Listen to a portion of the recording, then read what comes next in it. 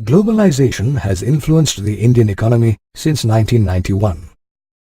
Let us review its effect on consumers, producers, and those who work for the global sectors.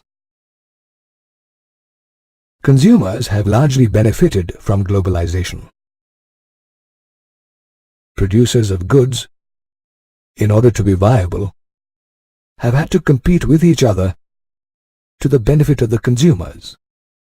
This has resulted in lower prices and a greater choice of goods.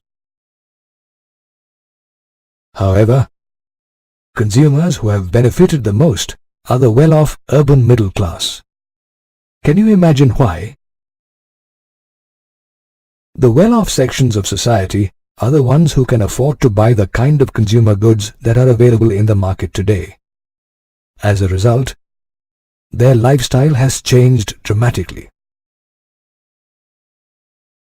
If we assess the impact of globalization on producers, we find the result to be mixed. Some producers have benefited immensely, while others have suffered at the hands of globalization. MNCs are one set of obvious beneficiaries. They have posted tremendous profits and invested more and more in India in the last 18 years. MNCs' investment and production has largely been in the consumer goods sector like automobiles, electronic items, fast foods, cold drinks, and mobiles. Some have also invested in sectors like power or services like banking. MNCs have also benefited as they have been provided accommodation in special economic zones or SEZs with state-of-the-art facilities, a 5-year tax holiday, and flexible labor laws in their favor. All in all, MNCs have made huge profits since they entered the Indian market. In addition, some local companies who have collaborated with the MNCs to supply them raw material or services have also gained from globalization. People who have found employment with MNCs or their allies have also obviously gained from globalization.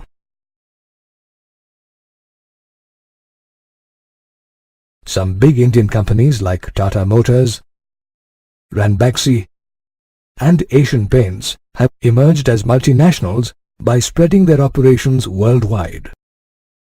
Thus, they have seen positive results from the competition with MNCs and globalization.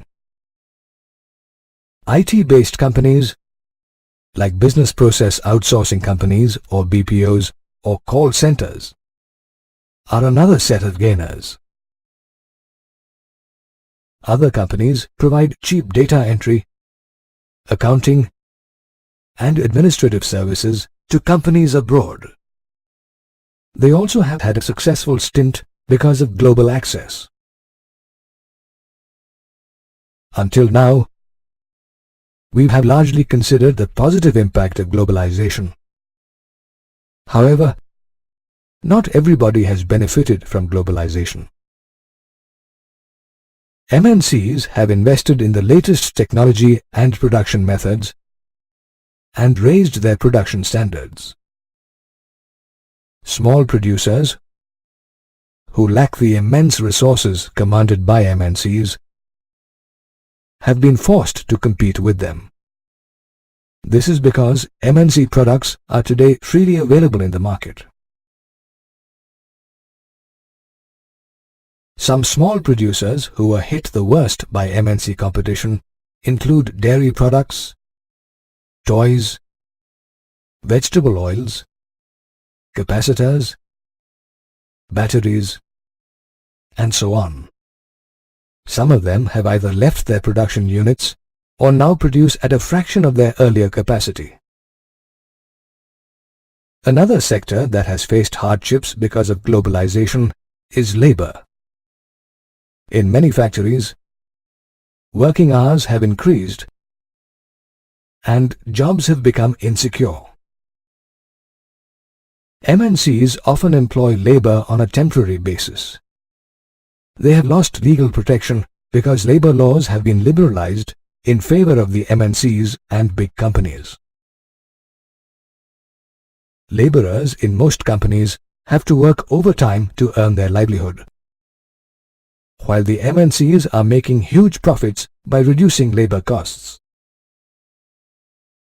Globalization and competition have benefited consumers, MNCs, their suppliers and allies, and big Indian companies.